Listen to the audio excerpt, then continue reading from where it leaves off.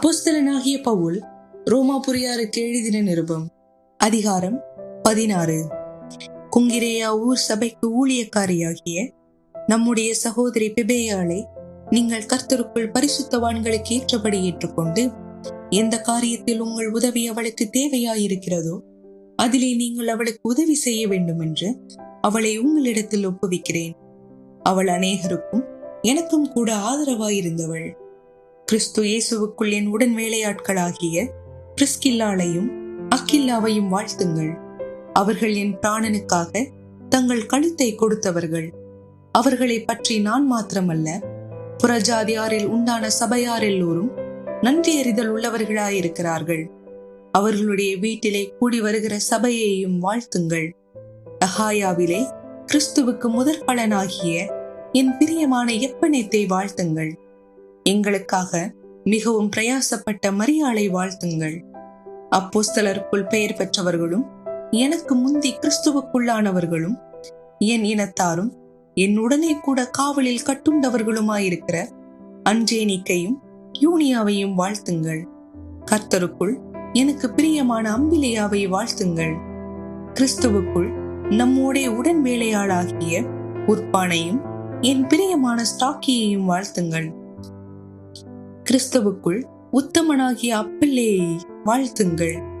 அரிஸ்தோபுலுவின் வீட்டாரை வாழ்த்துங்கள்.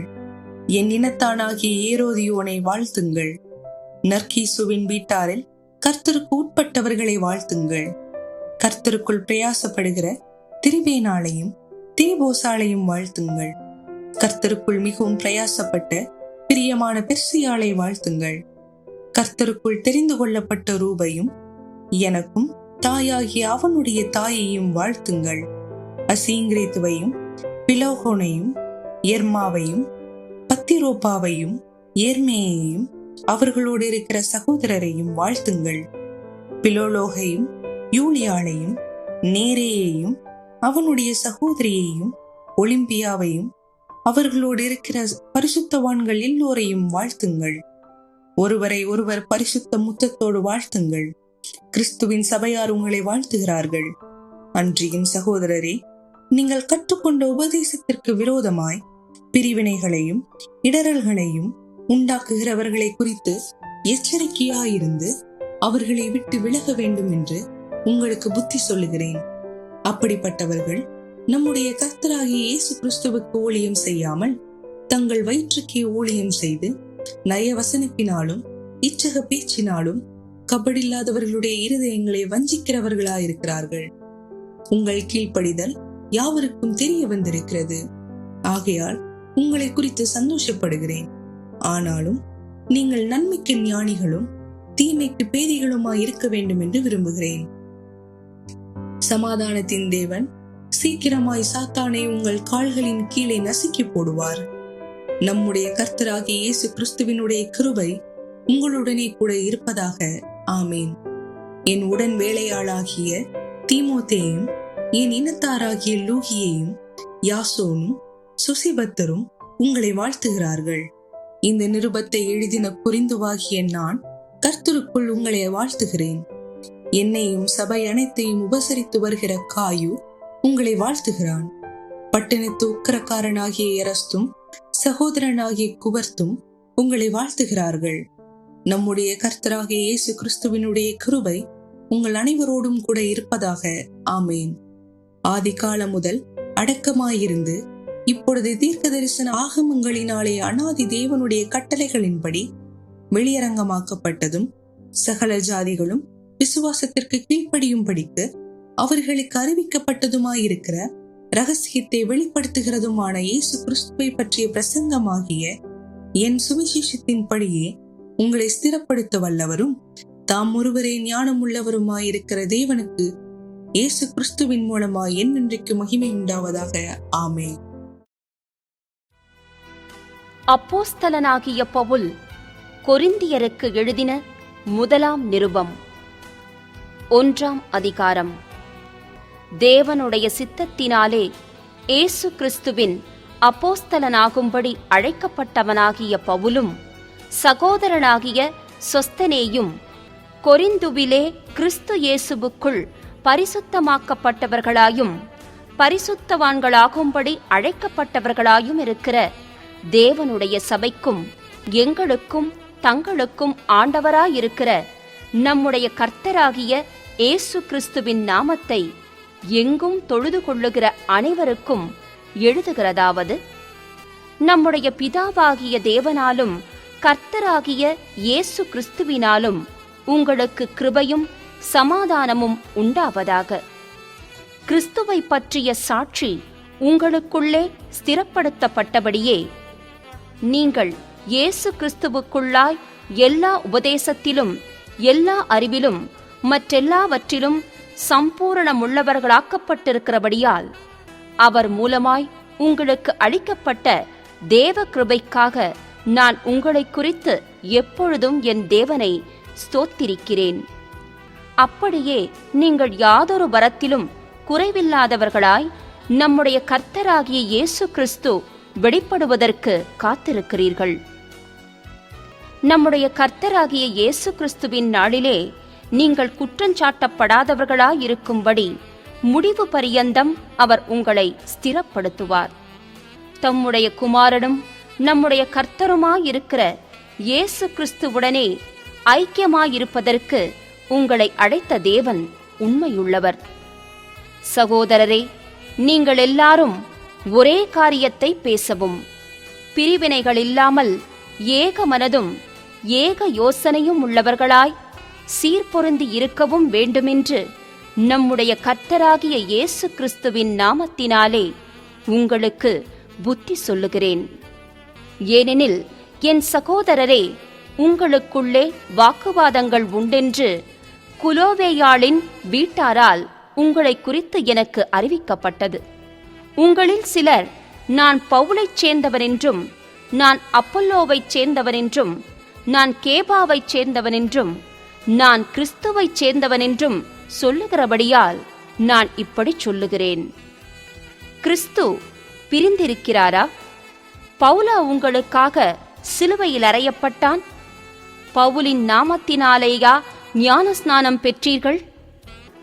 என் நாமத்தினாலே ஞானஸ்நானம் கொடுத்தேன் என்று ஒருவனும் சொல்லாதபடிக்கு நான் கிறிஸ்புவுக்கும் காயுவுக்குமே அன்றி உங்களில் வேறொருவனுக்கும் ஞானஸ்நானம் கொடுக்கவில்லை. இதற்காக தேவனை ஸ்தோத்திரிக்கிறேன். ஸ்தேவானுடைய வீட்டாருக்கும் நான் ஞானஸ்நானம் கொடுத்ததுண்டு. இதுவும் அல்லாமல் இன்னும் யாருக்காவது நான் ஞானஸ்நானம் கொடுத்தேனோ இல்லையோ அறியேன். ஞானஸ்நானத்தை கொடுக்கும்படி கிறிஸ்து என்னை அனுப்பவில்லை, சுவிசேஷத்தை பிரசங்கிக்கவே அனுப்பினார். கிறிஸ்துவின் சிலுவை வீணாய் போகாதபடிக்கு சாதுரிய ஞானமில்லாமல் பிரசங்கிக்கவே அனுப்பினார்.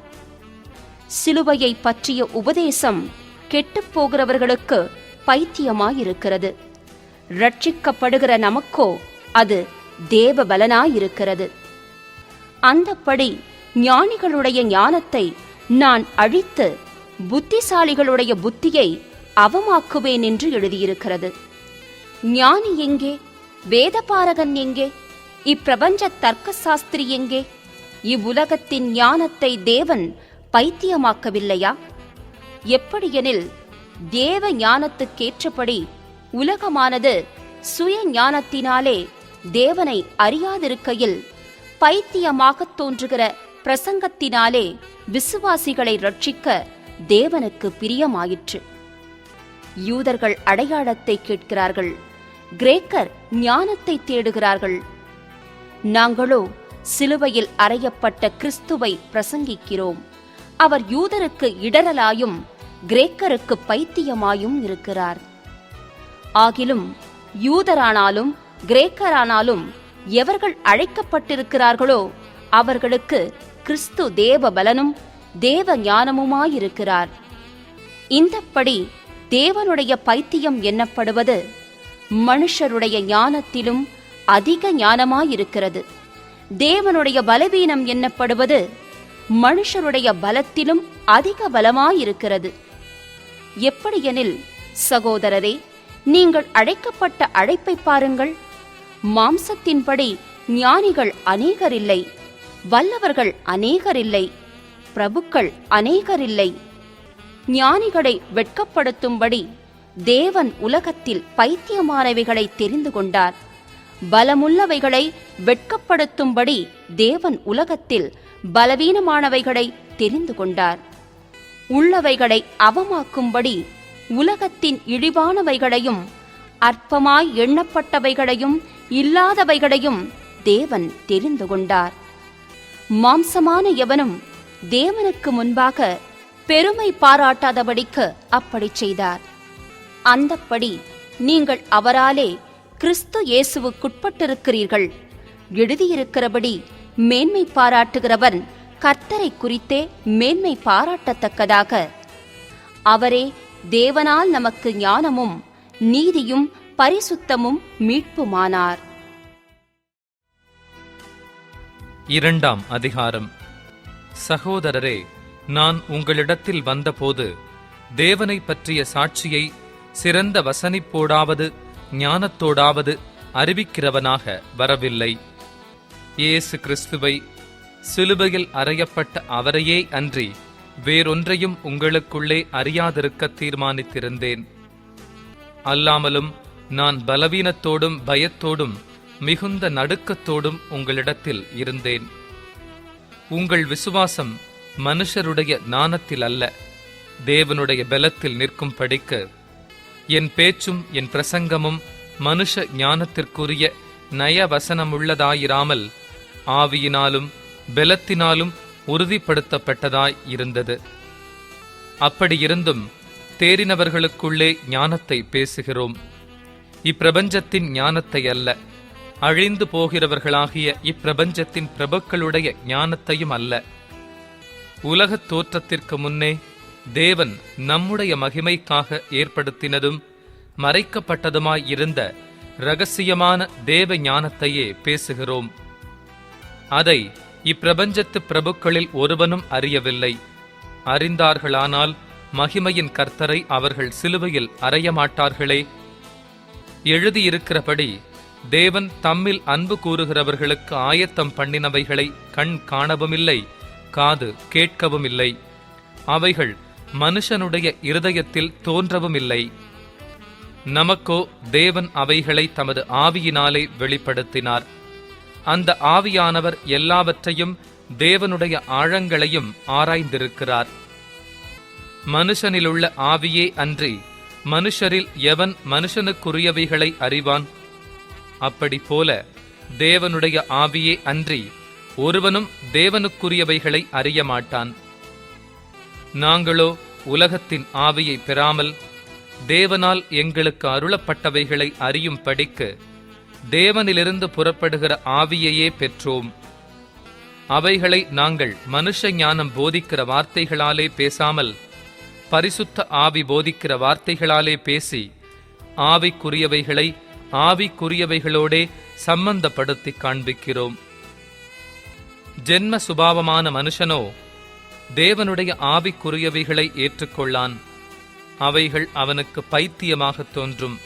அவைகள் ஆவிக்கேற்ற பிரகாரமாய் ஆராய்ந்து நிதானிக்கப்படுகிறவைகளானதால் அவைகளை அறியவும் மாட்டான். ஆவிக்குரியவன் எல்லாவற்றையும் ஆராய்ந்து நிதானிக்கிறான். ஆனாலும் அவன் மற்றொருவனாலும் ஆராய்ந்து நிதானிக்கப்படான். கர்த்தருக்கு போதிக்கத்தக்கதாக அவருடைய சிந்தையை அறிந்தவன் யார்?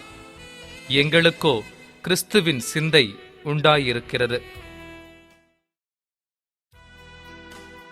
3ஆம் அதிகாரம்.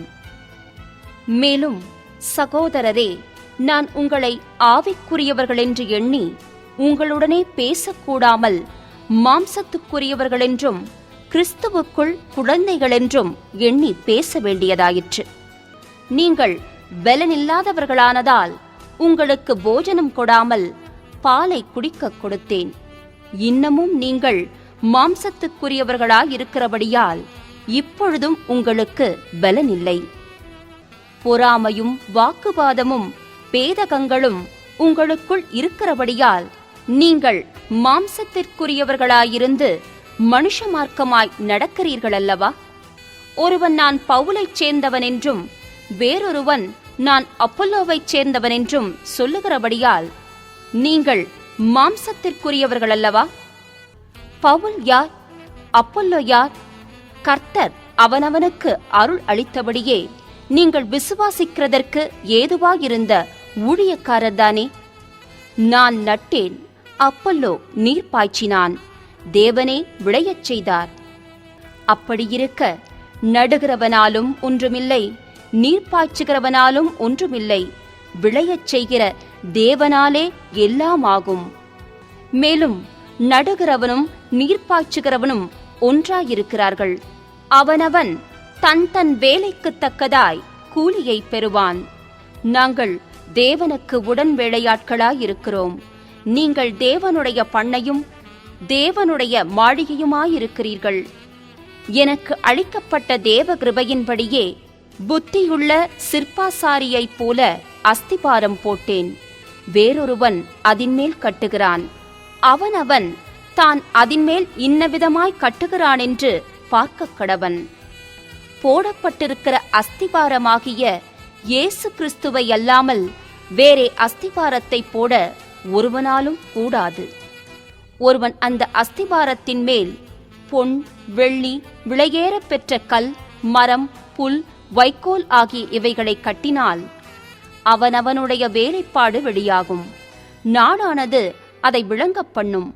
ஏனெனில் அது அக்கினியினாலே வெளிப்படுத்தப்படும்.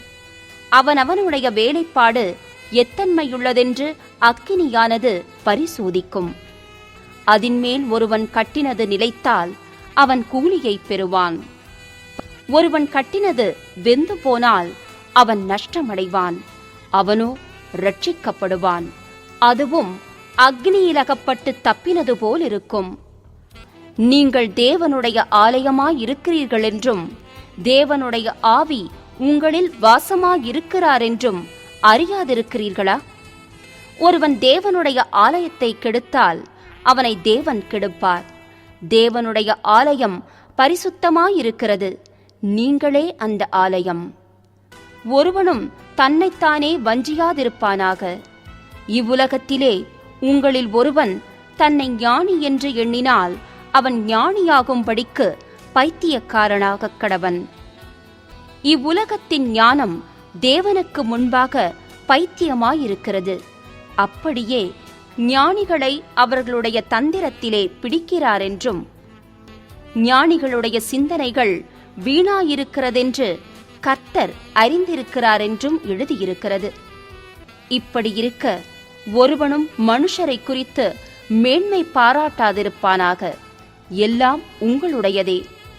பவுலாகிலும் அப்பல்லோவாகிலும் கேபாவாகிலும் உலகமாகிலும் ஜீவனாகிலும் மரணமாகிலும் நிகழ்காரியங்களாகிலும் வருங்காரியங்களாகிலும் எல்லாம் உங்களுடையது. நீங்கள் கிறிஸ்துவினுடையவர்கள், கிறிஸ்து தேவனுடையவர். 4ஆம் அதிகாரம். இப்படியாக எந்த மனுஷனும் எங்களை கிறிஸ்துவின் ஊழியக்காரர் என்றும் தேவனுடைய இரகசியங்களின் உக்கிரானக்காரர் என்றும் எண்ணிக்கொள்ள கடவன். மேலும் உக்கிரானக்காரன் உண்மையுள்ளவனென்று காணப்படுவது அவனுக்கு அவசியமாம். ஆயினும் நான் உங்களாலேயாவது மனுஷருடைய நியாய நாளின் விசாரணையினாலே யாவது தீர்ப்பை பெறுவது எனக்கு மிகவும் அற்ப காரியமாய் இருக்கிறது. நானும் என்னை குறித்து தீர்ப்பு சொல்லுகிறதில்லை. என்னிடத்தில் நான் யாதொரு குற்றத்தையும் அறியேன். ஆகிலும் அதனாலே நான் நீதிமானாகிறதில்லை. என்னை நியாயம் விசாரிக்கிறவர் கர்த்தரே. ஆனதால் கர்த்தர் வருமளவும் நீங்கள் காலத்துக்கு முன்னே யாதொன்றை குறித்தும் தீர்ப்பு சொல்லாதிருங்கள். இருளில் மறைந்திருக்கிறவைகளை அவர் வெளியரங்கமாக்கி இருதயங்களின் யோசனைகளையும் வெளிப்படுத்துவார். அப்பொழுது அவனவனுக்குரிய புகழ்ச்சி தேவனால் உண்டாகும். சகோதரரே, எழுதப்பட்டதற்கு மிஞ்சி எண்ண வேண்டாம் என்று நீங்கள் எங்களாலே கற்றுக்கொள்ளவும் ஒருவனும் ஒருவனிமித்தம் மற்றொருவனுக்கு விரோதமாய் இருமாப்படையாதிருக்கவும் நான் உங்கள் நிமித்தம் என்னையும் அப்பல்லோவையும் திருஷ்டாந்தமாக வைத்து இவைகளை எழுதினேன். அன்றியும் உன்னை விசேஷித்தவனாகும்படி செய்கிறவர் யார்? உனக்கு உண்டாயிருக்கிறவைகளில் நீ பெற்றுக்கொள்ளாதது யாது? நீ பெற்றுக்கொண்டவனானால் பெற்றுக்கொள்ளாதவன் போல் ஏன் மேன்மை பாராட்டுகிறாய்? இப்பொழுது திருப்தி அடைந்திருக்கிறீர்களே, இப்பொழுது ஐஸ்வர்யவான்களாயிருக்கிறீர்களே, எங்களை அல்லாமல் ஆளுகிறீர்களே, நீங்கள் ஆளுகிறவர்களானால் நலமாயிருக்கும். அப்பொழுது உங்களுடனே கூட நாங்களும் ஆளுவோமே. எங்களுக்கு தோன்றுகிறபடி தேவன் அப்போஸ்தலர்களாகிய எங்களை மரணத்துக்கு குறிக்கப்பட்டவர்கள் போல கடைசி ஆனவர்களாய் காணப்பட பண்ணினார். நாங்கள் உலகத்துக்கும் தூதருக்கும் மனுஷருக்கும் வேடிக்கையானோம். நாங்கள் கிறிஸ்துவி நிமித்தம் பைத்தியக்காரர், நீங்கள் கிறிஸ்துவில் புத்திசாலிகள். நாங்கள் பலவீனர், நீங்கள் பலவான்கள். நீங்கள் கனவான்கள், நாங்கள் கனவீனர். இந்நேரம் வரைக்கும் பசியுள்ளவர்களும் தாகமுள்ளவர்களும் நிர்வாணிகளும் குட்டுண்டவர்களும் தங்க இடமில்லாதவர்களுமாயிருக்கிறோம். எங்கள் கைகளினாலே வேலை செய்து பாடுபடுகிறோம். வையப்பட்டு ஆசீர்வதிக்கிறோம், துன்பப்பட்டு சகிக்கிறோம், தூஷிக்கப்பட்டு வேண்டிக் கொள்ளுகிறோம். இந்நாள் வரைக்கும் உலகத்தின் குப்பையைப் போலவும் எல்லாரும் துடைத்து போடுகிற அழுக்கை போலவுமானோம். உங்களை வெட்கப்படுத்தும் படிக்கு நான் இவைகளை எழுதவில்லை. நீங்கள் எனக்கு பிரியமான பிள்ளைகள் என்று உங்களுக்கு புத்தி சொல்லுகிறேன். கிறிஸ்துவுக்குள் 10,000 உபாத்தியாயர்கள் உங்களுக்கு இருந்தாலும் தகப்பன்மார் அநேகர் உங்களுக்கு இல்லையே. கிறிஸ்து இயேசுவுக்குள் சுவிசேஷத்தினால் நான் உங்களை பெற்றேன். ஆகையால் என்னை பின்பற்றுகிறவர்களாகுங்கள் என்று உங்களுக்கு புத்தி சொல்லுகிறேன். இது நிமித்தமாக எனக்கு பிரியமும் கர்த்தருக்குள் உண்மையுமுள்ள என் குமாரனாகிய தீமோத்தேயுவை உங்களிடத்தில் அனுப்பினேன். நான் எங்கும் எந்த சபையிலும் போதித்து வருகிற பிரகாரம் கிறிஸ்துவுக்குள்ளான என் நடக்கைகளை அவன் உங்களுக்கு ஞாபகப்படுத்துவான். நான் உங்களிடத்திற்கு வருகிறதில்லை என்கிறதாகச் சிலர் இருமாப்படைந்திருக்கிறார்கள். ஆகிலும் கர்த்தருக்குச் சித்தமானால் நான் சீக்கிரமாய் உங்களிடத்திற்கு வந்து இருமாப்படைந்திருக்கிறவர்களுடைய பேச்சை அல்ல, அவர்களுடைய பலத்தையே அறிந்து கொள்வேன். தேவனுடைய ராஜ்யம் பேச்சிலே அல்ல, பலத்திலே உண்டாயிருக்கிறது. உங்களுக்கு என்ன வேண்டும்? நான் பிரம்போடு உங்களிடத்தில் வரவேண்டுமோ, அல்லது அன்போடும் சாந்தமுள்ள ஆவியோடும் வரவேண்டுமோ? 5ஆம் அதிகாரம். உங்களுக்குள்ளே விபச்சாரம் உண்டென்று பிரசித்தமாய் சொல்லப்படுகிறதே. ஒருவன் தன் தகப்பனுடைய மனைவியை வைத்துக் கொண்டிருக்கிறானே, அது அஞ்ஞானிகளுக்குள்ளும் சொல்லப்படாத விபசாரமாயிருக்கிறதே. இப்படிப்பட்ட காரியம் செய்தவனை நீங்கள் உங்களை விட்டு நீக்காமலும் துக்கப்படாமலும் இருமாப்படைந்திருக்கிறீர்கள். நான் சரீரத்தினாலே உங்களுக்கு தூரமாயிருந்தும் ஆவியினாலே உங்களோடே கூட இருக்கிறவனாய் இப்படி செய்தவனை குறித்து நான் கூட இருக்கிறது போல நீங்களும் என்னுடைய ஆவியும் நமது கர்த்தராகிய இயேசு கிறிஸ்துவின் அதிகாரத்தோடே கூடி வந்திருக்கையில், அப்படிப்பட்டவனுடைய ஆவி கர்த்தராகிய இயேசு கிறிஸ்துவின் நாளிலே ரட்சிக்கப்படும்படி மாம்சத்தின் அழிவுக்காக நம்முடைய கர்த்தராகிய இயேசு கிறிஸ்துவின் நாமத்தினாலே அவனை சாத்தானுக்கு ஒப்புக் கொடுக்க வேண்டுமென்று தீர்ப்பு செய்கிறேன். நீங்கள் மேன்மை பாராட்டுகிறது நல்லதல்ல. கொஞ்சம் புளித்தமா பிசைந்தமா முழுவதையும் புளிப்பாக்குமென்று அறியீர்களா? 7. ஆகையால் நீங்கள் புளிப்பில்லாதவர்களாயிருக்கிறபடியே புதிதாய் பிசைந்த மாவாயிருக்கும்படிக்கு பழைய புளித்த மாவை புறம்பே கழித்து போடுங்கள். ஏனெனில் நம்முடைய பஸ்காவாகிய கிறிஸ்து நமக்காக பலியிடப்பட்டிருக்கிறாரே. ஆதலால் பழைய புளித்த மாவோடே அல்ல, துர்க்குணம் பொல்லாப்பு என்னும் புளித்த மாவோடும் அல்ல, துப்புரவு உண்மை என்னும் புளிப்பில்லாத அப்பத்தோடே பண்டிகையை ஆசரிக்க கடவோம். விபசாரக்காரரோடே கலந்திருக்க கூடாதென்று நிருபத்தில் உங்களுக்கு எழுதினேன். ஆனாலும் இவ்வுலகத்திலுள்ள விபச்சாரக்காரர், பொருளாசைக்காரர், கொள்ளைக்காரர், விக்கிரகாராதனைக்காரர் இவர்களோடு எவ்வளவும் கலந்திருக்க கூடாதென்று நான் எழுதவில்லை. அப்படியானால் நீங்கள் உலகத்தை விட்டு நீங்கிப் போக வேண்டியதாயிருக்குமே. நான் உங்களுக்கு எழுதினதென்னவென்றால், சகோதரன் என்னப்பட்ட ஒருவன் விபசாரக்காரனாயாவது, பொருளாசைக்காரனாயாவது, விக்கிரகாராதனைக்காரனாயாவது, உதாசீனனாயாவது, வெறியனாயாவது, கொள்ளைக்காரனாயாவது இருந்தால் அவனோடே கலந்திருக்க கூடாது. அப்படிப்பட்டவனுடனே கூட புசிக்கவும் கூடாது. புறம்பே இருக்கிறவர்களை குறித்து தீர்ப்பு செய்கிறது என் காரியமா? உள்ளே இருக்கிறவர்களை குறித்தல்லவோ நீங்கள் தீர்ப்பு செய்கிறீர்கள். புறம்பே இருக்கிறவர்களை குறித்து தேவனே தீர்ப்பு செய்வார். ஆகையால் அந்த பொல்லாதவனை உங்களை விட்டு தள்ளி போடுங்கள்.